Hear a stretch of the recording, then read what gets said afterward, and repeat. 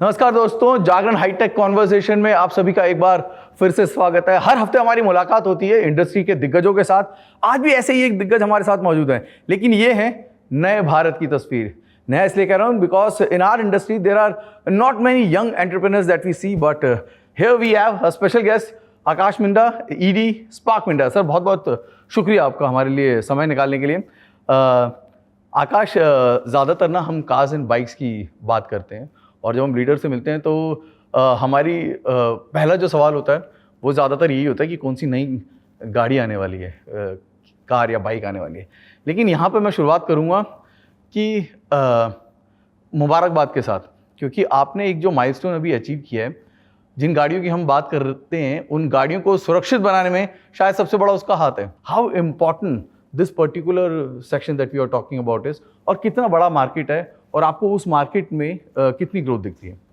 So thank you so much, Sam, for firstly coming down and visiting our facility. I'm really honored कि मैं यहाँ पर हूँ आपके साथ. So ये जर्नी हमारी स्टार्ट हुई पिछले हमारे दादाजी ने, श्री शादीलाल मिंडा जी ने 1958 में कंपनी स्टार्ट करी, एंड देन हमारा group CEO and chairman mister Ashok Minda ji ने ही focused on 3 or 4 products: vehicle access solutions, driver information solutions, electrical distribution system solutions, and now electronics and light weighting.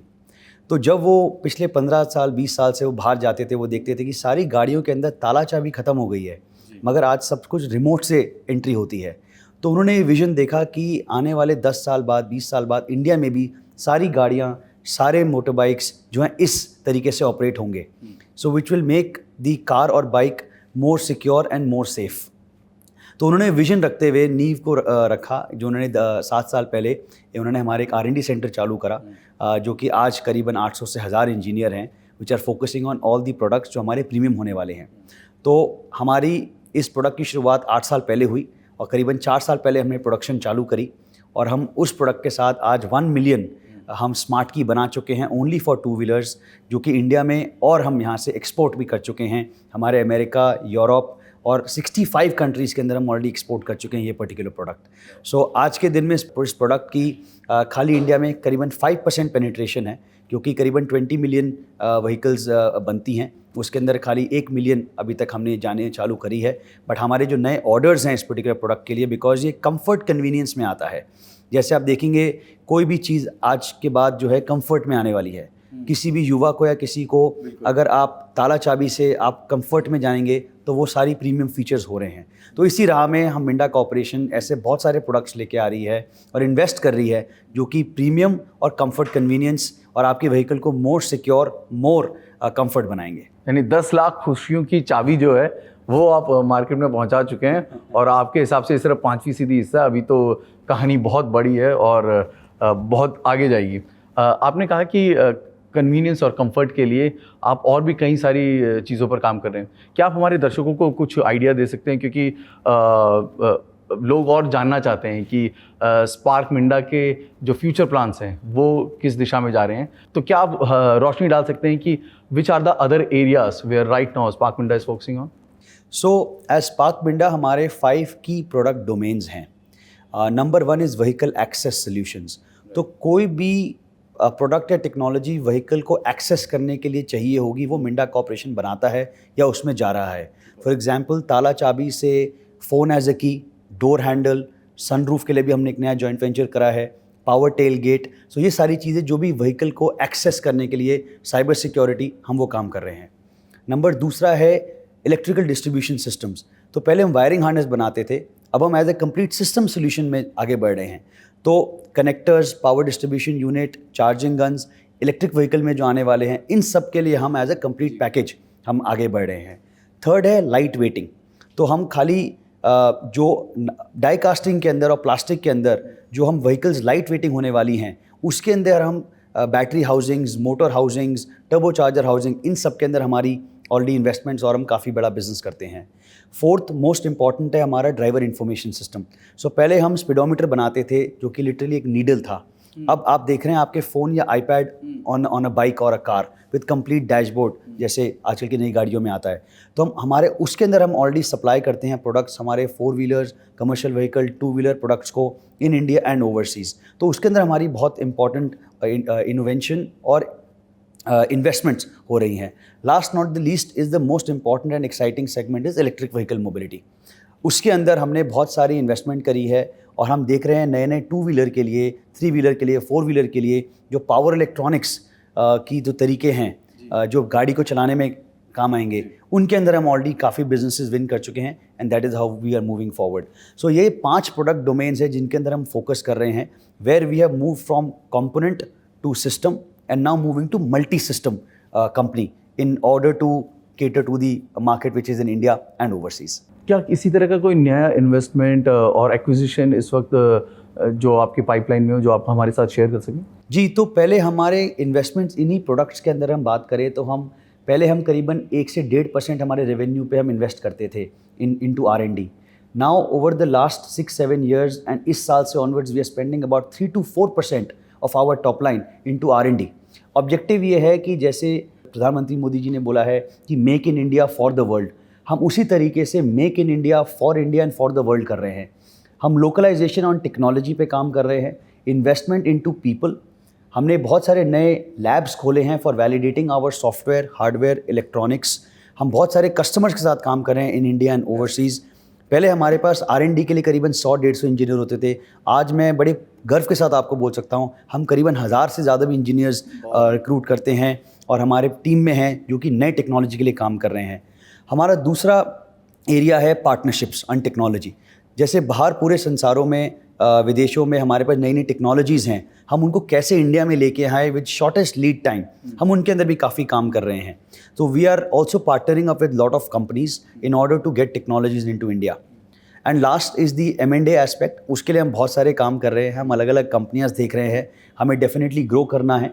तो हम उस हमारे डोमेन्स के अंदर हम कैसे कैसे एक मर्जर एंड एक्विजिशन कर सकते हैं, continuously look for these kind of opportunities. जैसे कि आपने अभी बात करी कि make in India for the world. जब फॉर द वर्ल्ड की बात होती है आकाश, तो टेक्नोलॉजी एक ऐसी चीज़ है और भारत को आजकल एक हब के तौर पर देखा जा रहा है, राइट. ग्लोबली हम अपना नाम, और जैसा आपने कहा कि 1000 से ज़्यादा इंजीनियर तो आपके पास मौजूद है जो कि काम कर रहे हैं. इंडिया को ऑन ए ग्लोबल मैप इस वक्त आप कहाँ पर आंकते हैं?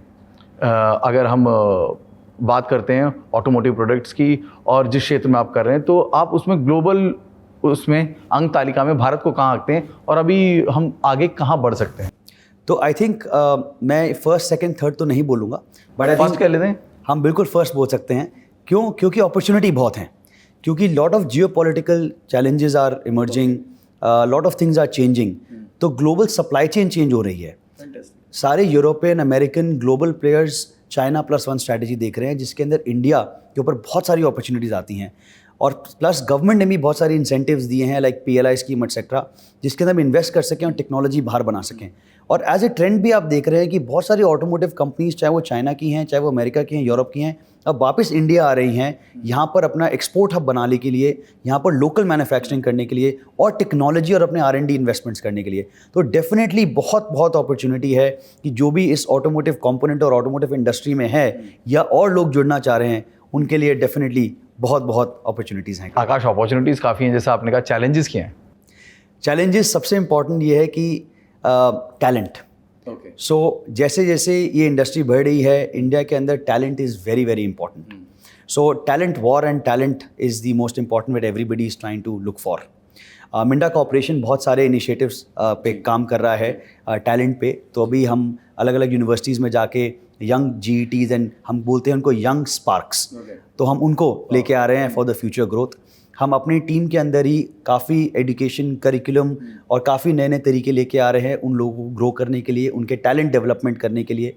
और ऑफ कोर्स हमारी काफ़ी सारी यूनिवर्सिटीज़ के साथ भी पार्टनरशिप है ताकि हम अपने सेपरेट कोर्सेज़ वहाँ चालू कर सकें, ताकि 3 साल बाद जब भी कोई युवा वहाँ कॉलेज से निकले, मिंडा कॉर्पोरेशन ज्वाइन करके वो निकाले. सेकेंड मोस्ट इम्पॉर्टेंट जो चैलेंज है वो है टेक्नोलॉजी शिफ्ट. तो पहले 5 से 7 साल में टेक्नोलॉजी शिफ्ट होती थी, आजकल हर 1 से 2 साल में टेक्नोलॉजी शिफ्ट हो जाती है, जैसे मोबाइल फ़ोन. तो इसीलिए हम सबको अपने फोकस एरिया और कोर एरियाज़ के अंदर बहुत ज़रूरी है कि हम उसको कैसे बढ़ाएं.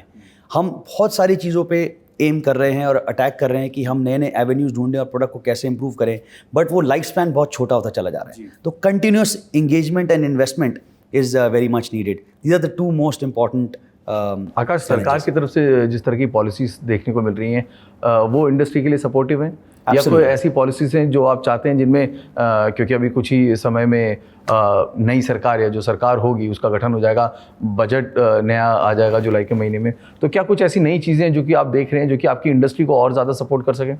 सो आई थिंक जो प्राइम मिनिस्टर मोदी जी का प्लान है, जो मोबिलिटी प्लान है 2047 का, उसके रोड और उसके उन्होंने बहुत बढ़िया प्लान बनाया है कि कैसे हम ग्रो कर सकते हैं इस इंडस्ट्री को और कैसे आगे बढ़ सकते हैं।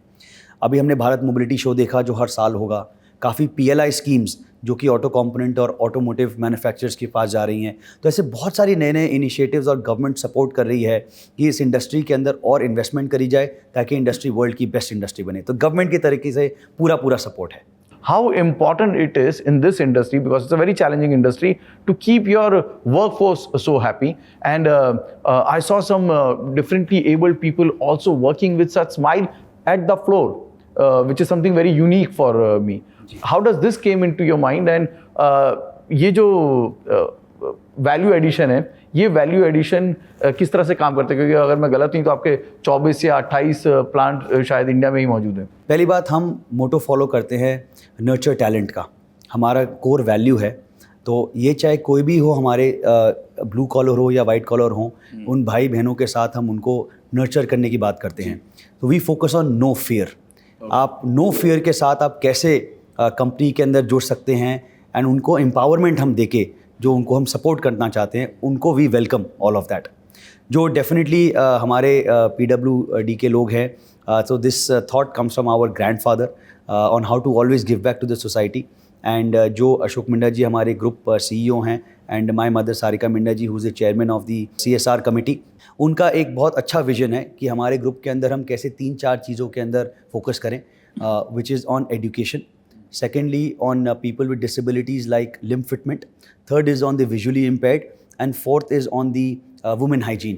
तो ये 4 एरियाज़ हैं जिनके ऊपर एज अ ग्रुप हम काफ़ी कुछ करने की कोशिश करते हैं।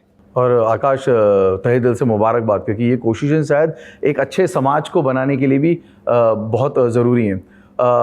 जाते जाते एक आखिरी सवाल, या यूँ कह लीजिए कि आखिरी सुझाव हमारे इस यंग इंडिया को आप क्या देंगे? क्योंकि नए भारत ग्लोबल मैप पे जिस तरह से जा रहा है, और to all the young entrepreneurs who are in the market, what will be your key suggestion, या वो 3 चीज़ें जिनका ध्यान इस कॉम्पिटिटिव मार्केट में रखना ज़रूरी है ताकि आप फोकस रह सकें? आई थिंक 3 चीज़ नहीं, बट मैं खाली एक चीज़ या 2 चीज़ बोलना चाहूँगा जो हमेशा मेरे फादर ने या हमारी फैमिली ने हमको दी है। वो नंबर 1 है पैशन, जुनून, कि अगर जुनून है तो सब कुछ हम कायम कर सकते हैं। तो that is number 1। And number 2 is no fear. अगर फियर किसी भी चीज़ का आ जाता है तो हम अपने आप को बंदिश बना लेते हैं उस चीज़ के लिए, और हम अपनी फुल पोटेंशियल नहीं लगा पाते।